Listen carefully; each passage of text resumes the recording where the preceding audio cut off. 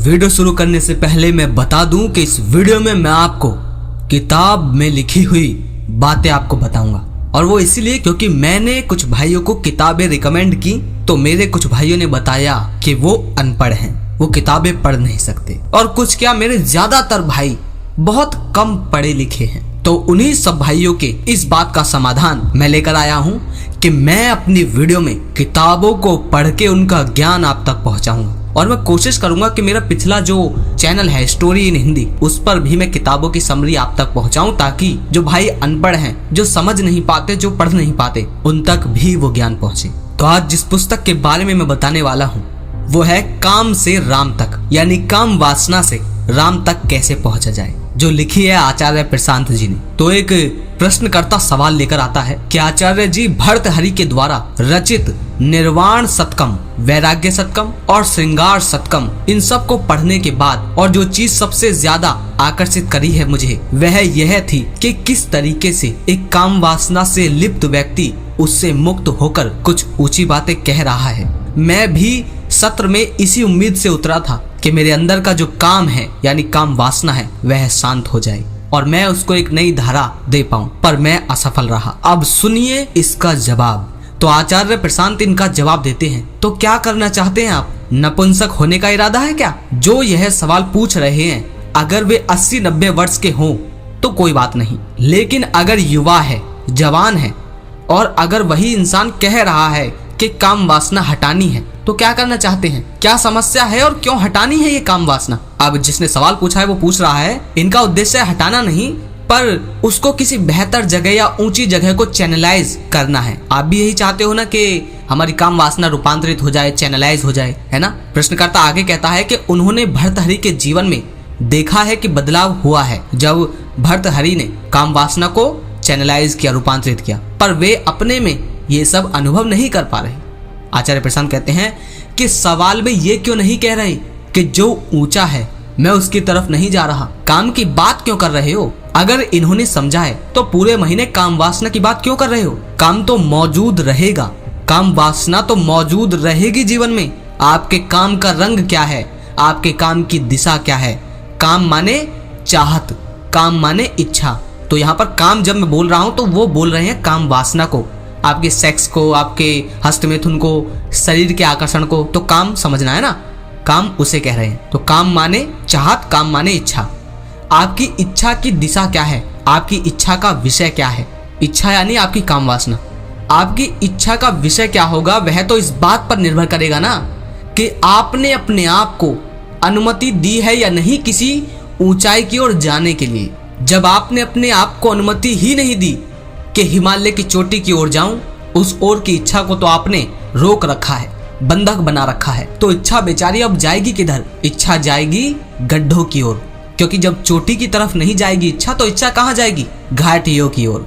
और फिर आप कहें कि देखिए अभी तो हमारा गड्ढों और घाटियों में बस रस है, तो भाई वह तो रहेगा ना। घाटी और गड्ढों का मतलब कह रहे हैं काम वासना में रस है अभी तो हमें, भाई वह तो रहेगा ही। जब तक जीवन है तुम्हारा, जब तक जीव हो, तब तक काम वासना रहेगी। काम ऊर्ध्वगामी हो सके इसके लिए तुम्हें जीवन को ही ऊर्ध्वगामी होने की अनुमति देनी होगी। काम ऊर्ध्वगामी यानी काम वासना ऊर्ध्वगामी, यानी काम वासना परिवर्तन और ऊंची दिशा में तभी बहेगी जब तुम अपने आप को ऊंची दिशा में बहने को, अपने पूरे जीवन को बहने को अनुमति दोगे। तुम क्या चाह रहे हो? बता देता हूँ तुम क्या चाह रहे हो। सुनो, तुम चाह रहे हो कि जिंदगी जैसी चल रही है चलती रहे, बस उसमें से काम वासना हट जाए, और काम वासना भी हट इसलिए जाए कि पिटते बहुत हो तुम। अब सुनो गहरी बात जो वो बोलते हैं कि काम वासना भी हट इसलिए जाए, तुम चाहते भी इसलिए हो कि काम वासना नहीं रही, क्योंकि तुम काम वासना में पिटते बहुत हो। यदि तुम्हारा काम अगर सफल होना शुरू हो जाए, यानी तुम्हारी काम वासना अगर पूरी होना शुरू हो जाए, तुम्हें सुंदर लड़की मिल जाए, तुम्हें सब कुछ मिल जाए काम वासना में, तो तुम कभी नहीं कहोगे कि महाराज काम वासना से मुक्ति दिलाइए। क्या कभी कहोगे? सोचकर आप देखो, नहीं कहोगे ना। आप आज इसलिए कह पा रहे हो ना क्योंकि तुम काम वासना से पिटते बहुत हो, शरीर में हानि होती है, बहुत सारी चीजें होती है, इसीलिए काम वासना से परेशान होकर इसीलिए कहते हो ना कि काम वासना होने ही नहीं चाहिए। अभी भी तुम्हें काम वासना बुरी नहीं लगती? बुरा लगता है अहंकार पर चोट का पड़ना, कि तुम जाते हो लड़की के पीछे, दे दो, वो देती है दुलत्ती। क्या मांगने गए थे और क्या ले आए? चाहते थे मुंह पर चुंबन का निशान, पर अब उसकी लातें छप गई हैं। तो फिर लौटते हो गुरुजी के पास कि काम वासना से मुक्ति दिलाइए। वहीं अगर लड़की मिल गई होती तुम्हें, तुम आते कभी गुरुजी के पास? तुम देखते इस तरह की कोई वीडियो? तुम सर्च करते कि काम वासना से मुक्त कैसे हुआ जाए? नहीं ना। आलिंगन के सहवास के क्षण में गुरुजी ध्यान आते हैं क्या? यानी जब तुम किसी स्त्री के साथ मग्न मुग्ध होते हो या किसी से गले मिलते हो, चुंबन मिलता है या कोई पसंद आ जाती है, तब तुम्हें गुरुजी याद आते हैं? तब आती है ये बातें याद है कि काम वासना से मुक्ति चाहिए, और तब बोलते हो कि गुरुजी बस छुटा जा रहा है मन मेरा, काम से मुक्ति दिलाइए। तब तो गुरुजी के द्वार पर दस्तक भी नहीं देते हो, कहते हो भक गुरु है तो इतनी मर्यादा होनी चाहिए कि कब दखल देना है कब नहीं। तब तो तुम गुरुजी को ही पाठ पढ़ा देते हो, काम के नाम पर धिक्कारे जाते हो, दुत्कारे जाते हो, इसीलिए काम से परेशान हो।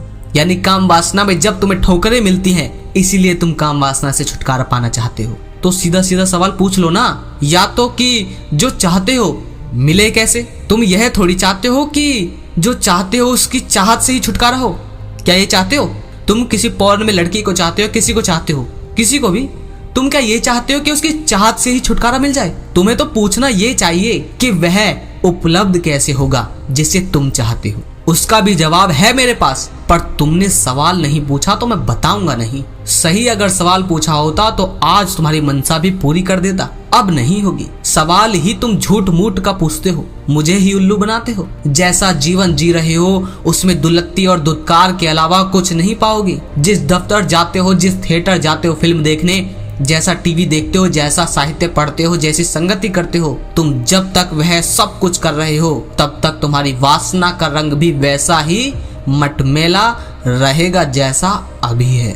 विशुद्ध वासना भी हो सकती है, उसको राम रोग कहते हैं। वो राम के प्रति प्रेम होता है, वो विशुद्ध वासना है। काम वासना में बुराई नहीं है, काम में बुराई नहीं है। तुम्हारा काम गलत दिशा में बह रहा है, तुम्हारा काम अधोगामी है, बुराई इसमें है। फिर कह रहा हूं, कामना माने इच्छा। तुम देह की इच्छा करते हो, तुम ऐसे की इच्छा करते हो जो तुम्हें कुछ दे नहीं पाएगा, इसलिए तुम्हारी इच्छा मूर्खता बड़ी है। इसलिए फिर ज्ञानियों ने और बड़े लोगों ने समझाया है कि इच्छा से बचो, काम से बचो, क्योंकि तुम्हारा काम बेढंगा है, तुम्हारा काम तुम्हें कुछ दे नहीं पाएगा, और जहां से तुम्हें कुछ मिल सकता है उस तरफ तुम जा नहीं रहे। मेरे पास तो बुद्धुओं जैसे सवाल लेकर आ रहे हो, और चाहते क्या हो? कुछ नहीं छोड़ना, बस वासना हट जाए। कैसे हट जाएगी? जिस कमरे में रह रहे हो उस कमरे में तुमने 50 नंगी युवती के पोस्टर चिपका रखे हैं, ना तुम उस कमरे को छोड़ना चाहते हो, ना उन पोस्टरों को छोड़ना चाहते हो। तुम क्या चाहते हो कि वासना हट जाए? तुम्हें वासना अगर हटानी होती तो तुमने अपने जीवन में क्या वह सब छोड़ना दिया होता जो पकड़ रखा है आज तक। कल बाइबल पर सत्र था, उसमें उक्तियां थी। एक उक्ति थी कि झगड़ालू बीवी के साथ रहना ऐसा ही है जैसे आप ऐसे घर में रहते हो जिसमें दीवार टप टप टप टपकना, पानी जो टपकता है। आप चैन से नहीं रह पाओगे। तुम्हें चैन प्यारा होता तो तुम उस घर में रह पाते। तुम्हें चैन प्यारा होता तो तुमने ऊपर का टपकना बंद नहीं करा दिया होता। पर तुम चाहते हो कि तुम उसी घर में रहो, तुम चाहते हो कि टपकना लगा रहे और चैन भी मिल जाए। तुम झूठे आदमी हो। तुम्हें चैन प्यारा होता तो तुमने टपकना ठीक करवा दिया होता, या तुमने घर ही छोड़ दिया होता। पर तुम दोनों चाहते हो। तुम चाहते हो कि घर ना छूटे, टपक ना छूटे, झगड़ालू बीवी ना छूटे, और राम की प्राप्ति भी हो जाए। घर से पिटते हो तो सत्संग में आकर बैठ जाते हो, यानी काम वासना से पिटते हो तो ऐसी वीडियो खोजते हो, ऐसे लोग खोजते हो, ऐसे गुरु खोजते हो जो इससे मुक्ति दिलाए। और यही ना पिटे होते तो तुम्हें लाख बुलाया जाता सत्संग में, तुम्हें लाख बुलाया जाता इन वीडियोस में, तो तुम कभी हाजिर नहीं होते अगर काम वासना से पिटे ना होते। एक आए थे सज्जन के घर में बहुत पिटता हूँ, कुछ करिए बचाइए। मैंने उनका घर से पिटवाना रुकवा दिया, उन्होंने मेरे पास आना ही छोड़ दिया, क्योंकि वो आते ही इसलिए थे क्योंकि पिटते थे। उनका पिटना रुका तो यहाँ आना रुक गया। जीवन को पूरा बदलना पड़ेगा। जब लगातार तुम राम की बात कर रहे होंगे तब तुम्हारी काम वासना भी राम की ओर ही उन्मुख हो जाएगी, अन्यथा नहीं। अन्यथा तुम्हारा काम तमाम दमित दिशाओं की ओर भागेगा। किस व्यक्ति का जीवन कैसा बीत रहा है, किस व्यक्ति का वास्तविक वृत्तियां कैसी हैं, ये जानना हो तो बस यह देख लो कि उस व्यक्ति के काम का विषय क्या है, यानी काम वासना का विषय क्या है। और काम से मेरा आश्रय इशारा हर इच्छाओं की ओर है। जितनी भी इच्छाएं उन्हें काम बोला जा रहा है। कोई आदमी कैसा है यह जानना हो तो यह देख लो कि वह चाहता क्या है, कैसी औरत की ओर आकर्षित होता है। यह जान लो, तुम्हें पता चल जाएगा कि वह आदमी कौन है। कैसे पदार्थ की ओर आकर्षित होता है कोई आदमी, यह अच्छे से देख लो तो जान जाओगे कि आदमी कौन है। मैंने स्त्री का नाम पहले लिया, पदार्थ का नाम बाद में लिया, क्योंकि जितना शिद्दत से तुम देह को चाहते हो उतनी शिद्दत से कोई और अन्य पदार्थ तुम नहीं चाहते। क्यों? क्योंकि जितनी शिद्दत से तुम्हारे देह से तादात्म्य है यानी संबंध है, उतना और किसी चीज से नहीं है। किसी स्त्री को जानना हो तो देख लो कि उसके साथ पुरुष कौन चल रहा है, और किसी पुरुष को जानना हो तो देख लो कि उसके साथ स्त्री कैसी चल रही है। तुमने किसको चुना है संग के लिए, तुमने किसको चुना है पत्नी बनने के लिए, उससे पता चल जाता है कि तुम किस तरह के हो। और जैसे तुम जिंदगी जी रहे हो वैसे ही तुम साथी चुन लोगे, वैसी ही संगति कर लोगे। बड़ा मुश्किल होगा तुम्हारे लिए कि तुम एक साधारण नियमित कॉर्पोरेट नौकरी करते रहो और नौकरी के बाद तुम वह सब कुछ ना करते हो जो कि तुम्हारे ऑफिस में यानी दफ्तर में दूसरे लोग ना करते हो। तुम सिर्फ नौकरी नहीं कर रहे, वह जीवन जीने का एक ढंग है।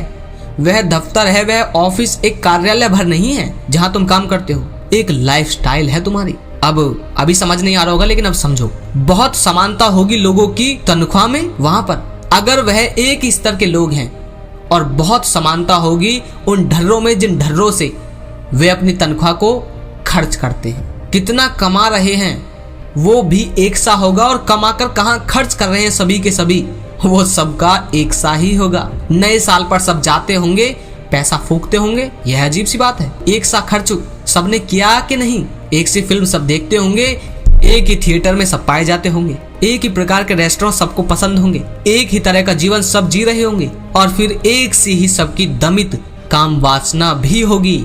जब उन सब का कुछ एक सा है, भाषा सबकी एक सी होगी। किसी एमएनसी में काम करते व्यक्ति से तुम यह उम्मीद करो कि वह शुद्ध संस्कृत निष्ठ हिंदी बोलेगा तो तुम्हारी उम्मीद बिल्कुल बेकार जाएगी। उन सब की भाषा एक जैसी होती है और उन भाषाओं को कुछ नहीं कहते, ना वो हिंदी होती है ना अंग्रेजी होती है। वास्तव में उन लोगों को ना हिंदी आती है ना अंग्रेजी आती है। हिंदी तो उन्हें आती ही नहीं, तो उनसे कहो कि साफ अंग्रेजी में एक पैराग्राफ लिख दो, वे वह भी नहीं लिख सकते। वे वो अंग्रेजी बस जानते हैं कि जिसको ब्रदर को ब्रो कहते हैं और यस को या कहते हैं। सब कुछ उनका एक जैसा है।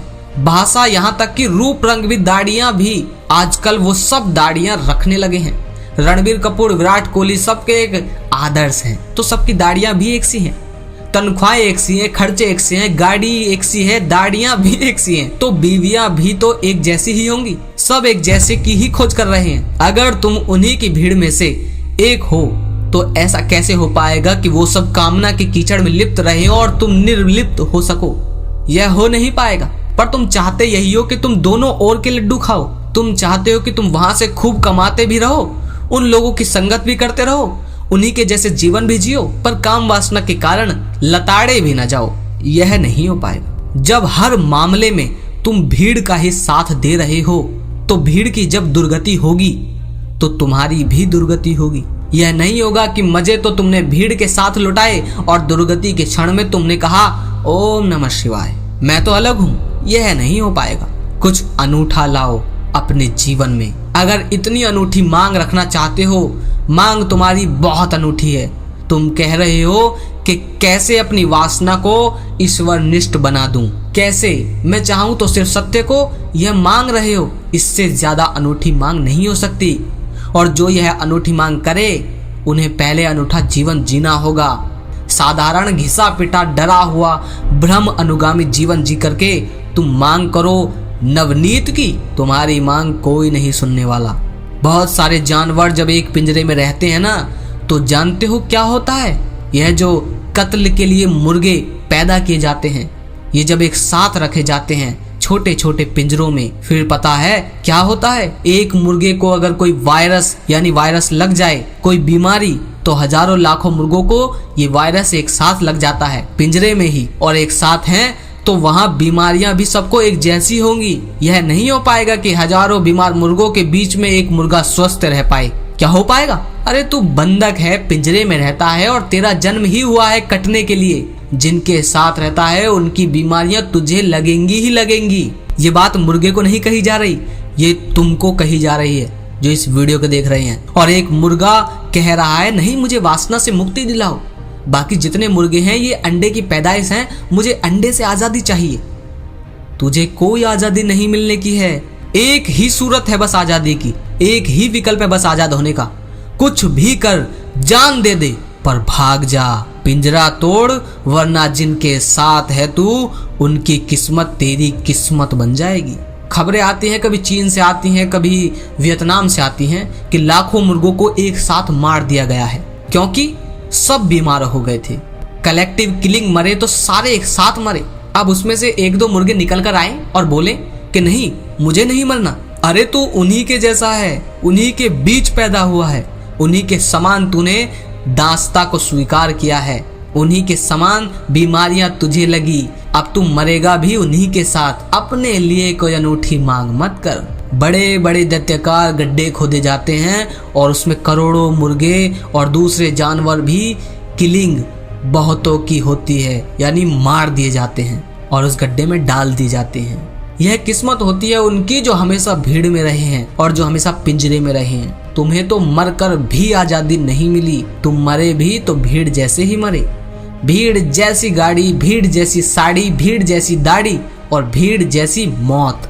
तुम मौत में भी अलग नहीं हो पाओगे उनसे, मौत भी तुम्हारी बिल्कुल वैसे ही होगी। वे सब के सब कैंसर के वार्डों में मरते हैं, तुम भी कहीं ऑन्कोलॉजी डिपार्टमेंट में मरते नजर आओगे।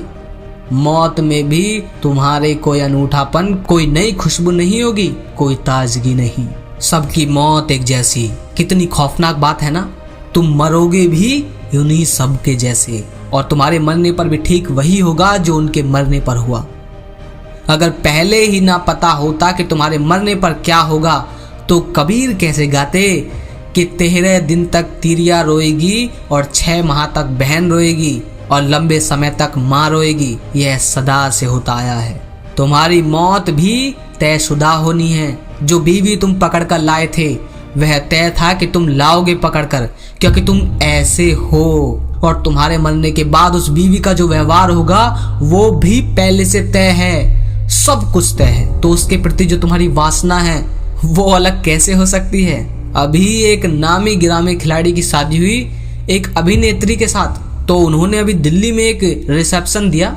उस रिसेप्शन के चित्र दिखा रहे थे, तो उसमें टीम के सभी खिलाड़ी अपनी अपनी बीवियों को लेकर के आ रहे हैं और खेलों के खिलाड़ी भी आ रहे हैं और वो अपनी बीवियां लेकर, जो खिलाड़ी नहीं हैं वो भी आ रहे हैं। और तभी एक बड़ी खौफनाक बात हुई। ये जितने जोड़े थे, जितने पति पत्नी आए थे, यानी जोड़े, इनमें अंतर करना बहुत मुश्किल हो गया। एक के नीचे एक तस्वीर आती जा रही थी, ये जोड़ा, ये जोड़ा, ये जोड़ा, और ये 3-4 जोड़े को देखने के बाद प्रतीत हुआ कि ये सारे जोड़े एक दूसरे की परछाई है, फोटोकॉपी है। अंतर ही नहीं था, ना पुरुषों के चेहरे में, ना स्त्रियों के चेहरे में, और ना उनके मेल में। वो सब एक ही तरह मिले हुए थे, हाथ में हाथ ऐसे फंसाकर, कहीं गाल से गाल फांसकर एक ही तरीके से एक दूसरे को देख रहे थे, एक ही तार से एक दूसरे से जुड़े हुए थे। पुरुषों के कपड़ों में तो फिर भी कुछ अंतर था, स्त्रियों के कपड़े में तो एक जैसे ही थे। तुमने चुन लिया है उनके साथ होना, तो फिर तुम्हें उनकी बीमारियां भी चुननी ही पड़ेगी।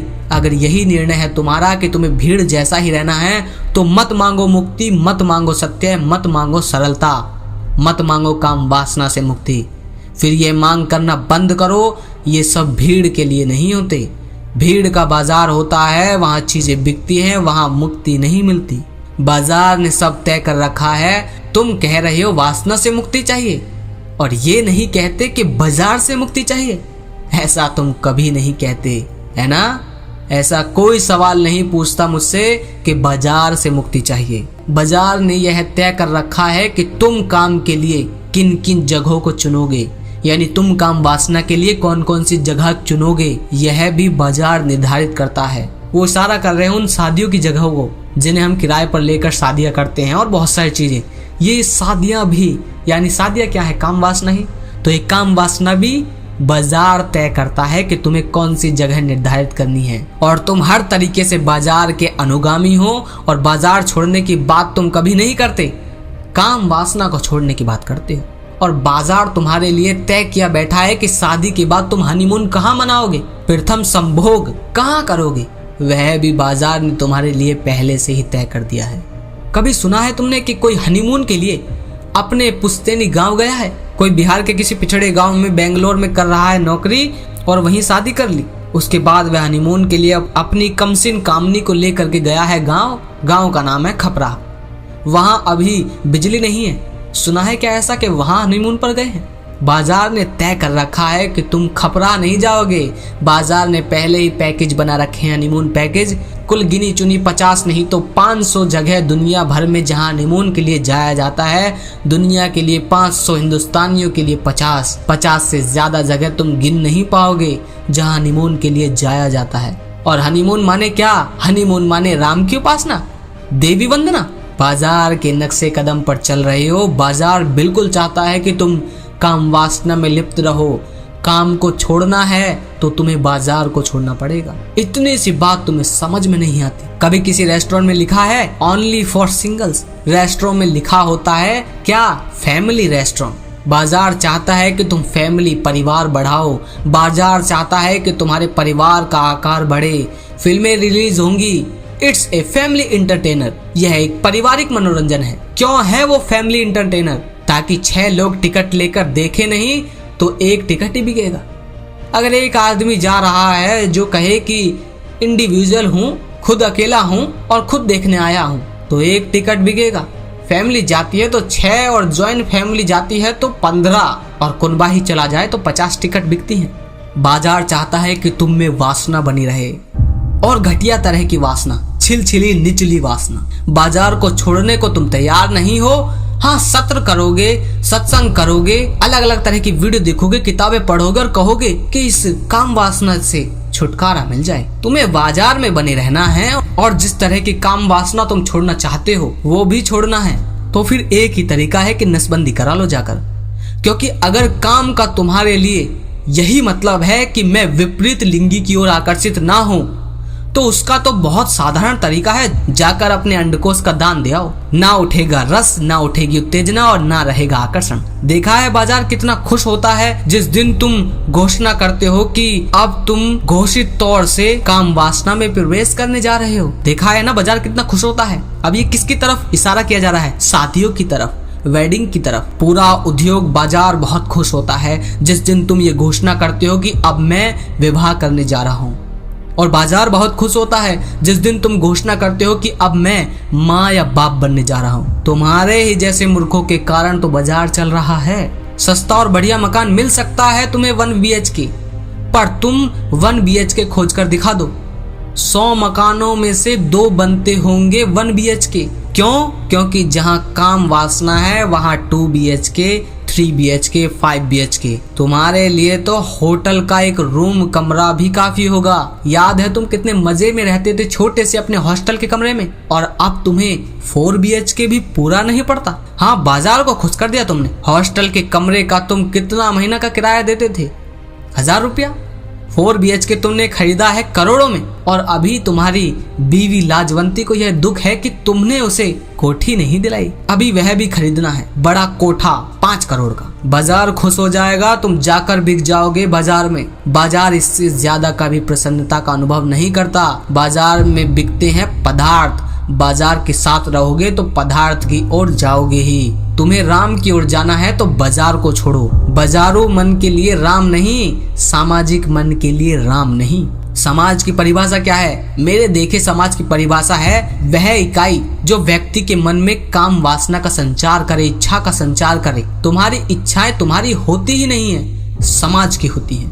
तो इसलिए मैंने समाज की परिभाषा ही यह कर दी है, वो जो तुम में इच्छाओं का संचार करे, वो जो तुम्हारी इच्छाओं का मालिक हो, उसे कहते हैं समाज। और समाज से तुम्हें बड़ा लगाव है। चाचा जोर गरम, सब चच्चे ही चच्चे हैं तुम्हारे चारों तरफ। तो फिर जो रिश्ता इन चच्चों के चच्चियों के साथ, वही तुम्हारी पत्नी के साथ हो जाएगा। और मैं तुमको बता देता हूँ, चच्चा का चच्ची से कोई मुस्कुराता हुआ रिश्ता नहीं होता। बुद्धों का समाज होता और फिर तुम सामाजिक हो जाते तो तुम्हारे बुद्धत्व में भी सहायता मिलती। समझो, समाज बुद्धों का होता और फिर तुम समाज के अनुगामी हो जाते तो तुम्हारे लिए भी भला होता।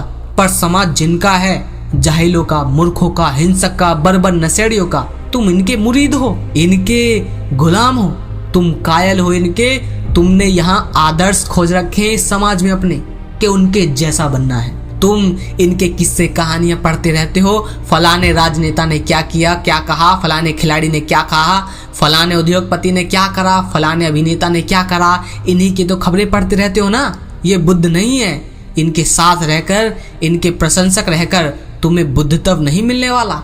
इनके साथ रहकर तुम्हें वही मिलेगा जो इनको मिला है। और क्या मिला है इनको? संतरास, यंत्रणा, छटपटाहट, झूठ, दुष्चारियां, सजाएं, वही तुम्हें भी मिल जाएगा। राम अगर मांगते हो तो उनको छोड़ो सबसे पहले, जिनका राम से कोई लेना देना नहीं। और अगर अलग अलग काम वासनाओं में लिप्त रहना चाहते हो तो लिप्त रहो इन्हीं के साथ, फिर मुझसे सवाल मत पूछो। आज का पाठ यहाँ पर समाप्त होता है। उम्मीद है आपको ये वीडियो बहुत ज्यादा सीखने को मिली होगी। अगर इस पूरे पाठ में आपको कहीं से भी कोई बात समझ नहीं आती, मुझे कमेंट पे पूछिए, मैं उसे जरूर बताऊंगा। और इस वीडियो को ज्यादा से ज्यादा लोगों तक पहुंचाइए। आपका दिल से शुक्रिया अगर आप पहुंचाते हैं। और अगर आप मुझसे बात करना चाहते हैं तो डिस्क्रिप्शन में कुछ लिख रखा है, उसे पढ़ो। पढ़ने के बाद मुझे कमेंट में बताओ, मैं नंबर दूंगा। उसके बाद मेरी और आपकी व्हाट्सएप पर बात होगी। मिलता हूं अगली वीडियो में। जय श्री राम।